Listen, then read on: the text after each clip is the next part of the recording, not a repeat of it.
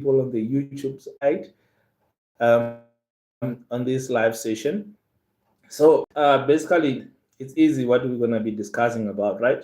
So we will be discussing tonight about why are properties taking very long to sell at this point in time. We'll be discussing why are they not selling, right? Because at this point in time, the market is extremely challenging, right? But there's still things that are in the control of the owners of the properties that are selling, and the things that are in the control of the market, of which there's nothing that any of us can do, right? But so we want to discuss these points today, so that we are clear, so that all of us will learn what we need to do in order to get our houses sold if we we are selling our houses, or um, for a buyer for interest sake, just to understand where the market is, right? So basically, um, the the current market is really has a lot of inflation, right? So inflation is basically, uh, if you are asking yourself what inflation is basically when the currency is losing value, right? Excuse me, I'm still just recovering from swine flu. Um, so the inflation is actually when the currency loses value, right? If by the time when we were growing up, if you remember, right, you used to buy bread for like 5 rand, right? How much is bread now? Bread now is sitting um, close to 20 rand, right? So what happened there? So that is inflation. It means that goods and services becomes more and more and more expensive instead of going down. So that's why when you talk to the old people, they will tell you, hey, in our times, things were cheap. It's not that things were cheap per se. It's just that the inflation at that time was smaller. But inflation over time goes up and up and up and up, right? So that is why you have the Reserve Bank. So basically, they need to keep inflation between 3 and 6%, right? But you will know that towards the end of last year, we were going on the maximum side, which is 6%. Even at some point, we were going above even 7%, just to show that the inflation was too much. It has gone down now, but it's still not at a level where the Reserve Bank wanted to be. That's why uh, you see that they are not actually, at the moment, they are not reducing the interest rate. They are keeping the interest rate as they are. We can see there's an improvement. The inflation is starting to go down a bit, to go in between the middle, which is between 3 and 6%, right? So that is inflation. So which is actually a huge role, right, into ensuring that the cost of living is higher, right? So you might be sitting there. Then how do we? What does this have to do with us, right? I'm sure in your financial life right now, you are able to see that the cost of living is very high. I mean, petrol is expensive. And when petrol is expensive, it makes everything expensive because, I mean, for example, food, you need to transport the food, right? When you transport the food, you are transporting the food uh, um, with fuel. So, which means that the prices of the food will go up, and you'll get pressed at will get pressed at everywhere, right? When you are pressed everywhere, it means that now the spending of any other thing, right? So now I want to go into why are properties not selling, or why are they taking very long to sell. So already that is one of the reasons. Inflation is one of the reasons, right? Which we cannot do anything about as homeowners, right? But there are things that we can actually do, right? The very first thing, right? The very first thing. If you have seen my post on Facebook and Instagram, I have posted all the reasons there, right? But I just want to take the time here to actually explain them even much further, right? So if now we're looking at the first reason, right? The second reason is that you don't have a good estate agent, right? What do I actually mean by that? So a good estate agent will not massively reduce their commission just because they want to win the business with you. And that's what we see. Most agents, what they will do is that they will reduce their commission so that they can just get the business. But they get the business and they don't sell their property, right? And then another thing is that because now a good estate agent will not promise you the highest price, right? That is not actually possible, right? But a good estate agent will do what we call a comparative market analysis, where they look at what is the realistic value to sell that property, and they will advise you on this, right? And when they advise you, sometimes you find that you, as a seller, right? We come to the next reason. You want to overprice the property so that you can get more profit, even if the property is not worth that much. I get this also, that I'm trying to advise the homeowner and say, you know, your property, the realistic value, the market value, which by the way is not made by me as an estate agent or any other estate agent. It's actually determined by the market condition at that point in time, right?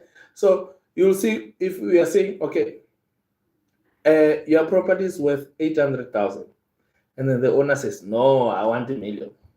You think that house is gonna sell? No, it's not gonna sell. Why? Because uh, when the buyer, they're looking at a property to buy, right? They're looking at the value that that property provides, right? And then if it's a 3 bedroom, 2 bathroom, right? How much is it, right? What is it offering? Garage, carport, or whatever, right? And then they'll compare in that area, right? Which is the best property? Which property is actually giving them the best value for their money, right? Obviously, they want to pay less. That's another thing. Obviously, they want to pay less, right? And you, on the other hand, as a homeowner, right? What you're looking at, you're looking only at your property because you have an emotional attachment, which is fair, right? There's nothing wrong with that. Forgive me, guys. That's what as I said from the beginning, I'm just recovering from flu. So, which there's nothing wrong with it, but you need to be realistic, right? You need to be realistic because the buyers are not looking only at your property, they're looking at different properties and looking at what they're offering. If they find a different property that offers more than what your property is offering, and it's at a lower price, they're not going to even look at your property. For that matter, when they go into property 24 or they go into private property, most people search by price range. So if already your price is overinflated, they will not even see that property of yours. So that will be also a contribution to make sure that your property doesn't sell, right? So it's very much important to make sure that when you are selling your property, a good study of how much similar properties in terms of square meters, size of the floor and the yard, in terms of the number of bedrooms, the number of bathrooms, the size of the kitchen. Mostly women like like very big kitchens, eh? And then the lounge, either it is a garage, a double carport or single carport or whatever, right? So you just need to make sure that your property is in line. And then in case you are unfortunate and you found somebody who's an agent who doesn't know how to do that, then run away. Run. So I don't know if any of you guys have some questions so far, but you can just hit the comment section there, both on YouTube and also on the Facebook side. So I'm checking on both sides so that I can be able to address any concern that you have, right? So let's go to the next point. The next point is poor presentation, right? You know, as agents, we actually see, a lot of stuff, right? Because we get into personal spaces of people. We obviously do not judge, right? But we'll advise you when you decide to sell your property. Every clutter that is around the property, everything that, because what you must understand is that first impression lasts. So when somebody comes in and they see a lot of clutter, a lot of things out of place, it sort of create a bad impression. Even if the condition of the property is actually good. But if there's just so much clutter in the houses, things are out of place, it just creates a negative atmosphere, and you want to avoid that. So that's one of the things that you must actually address. Make sure that you put everything together. Make sure that your property is at the top. Because even, if you can just pack your stuff, it also creates an impression that the property has more space, right? It creates space, even if the property has space or less space. But if things are properly packed and the floor is proper, it sort of creates that impression that there's a whole lot of space in the property. So it's one thing to think about, right? It's one thing to think about, one thing to ensure that when you decide to sell your property, you address it, right? The next thing is inflexibility. In terms of, some owners, they're not flexible in terms of viewing times, right? So you are always not available. You're not willing to really sometimes compromise on viewings. I mean, like I said, the buyer, from their perspective, they're not looking at your property only. So at that point in time, they're probably looking at 20 properties, 15, 10 properties. So if now you are not giving them a chance as soon as possible, it means that they're going to go see other, let's say 2 or 3 properties that are better than yours. And already by that time, they've made an offer. So then by the time you are available, they don't want to even view your property, which is a disadvantage that you put yourself in, because now they're no longer, they're gone, right? And another thing is that, especially for a pre-owned property, you need to be willing to negotiate, right? You need to be willing to negotiate. You need to be flexible in terms of negotiation, because one thing you must understand is that the property that you are staying in is not a perfect property, right? And it doesn't meet all the requirements of the buyers, because whoever built that house built it into their own requirements, right? So in most cases, buyers are buying a property that is meeting 70 to 80% of their requirements. So it's not fully meeting their requirements. That's why when they come in, you'll see that they renovate the house, they extend the house, all those kind of stuff. So now, if you feel your property is a heaven and it's heaven for everybody, but it's just your heaven, right? So that's why you need to be flexible. So you need to be flexible to negotiate in terms of the price, right? Um, and another thing is that photos aren't just good enough, right? So if your agent is just using, let's say, a normal phone, just a normal phone, right? It doesn't, it doesn't have that appeal to attract people, because the first thing must be that when they see the property online, it must be very, very attractive. So what it means then, it means that your agent must bring a professional photographer to be able to do that, so that you have a HD video, you have a HD video of the property where you can just have a virtual tour wherever you are first. Yeah? Now that makes, eh? that makes, it is that thing. It is that thing. So that's another thing.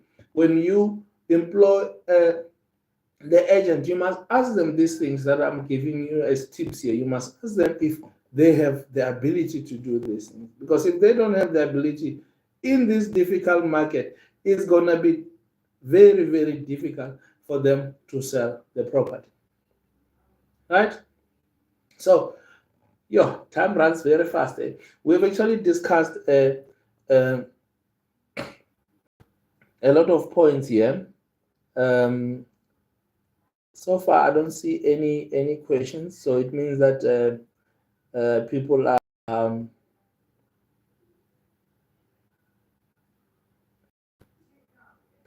happy. You can just thumbs up if you're okay. If you're not okay, also you know where to contact me. You can contact me on all my social media platforms to ask any other questions that you might have. But just to recap, properties are taking too long to sell because of the market conditions at the moment. That's the first reason. High inflation making reducing spending, right? That's the first reason. The second reason is you don't have a very good estate agent. Third reason is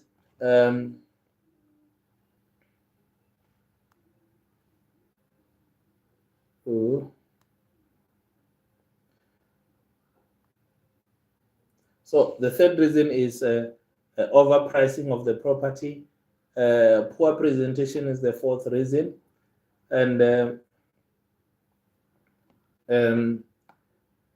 inflexibility in terms and not using proper equipment for taking the photos, right? And then I just want to address one more thing. So if a property is a pre-owned property, like somebody has stayed in the property and it's not a new property, right?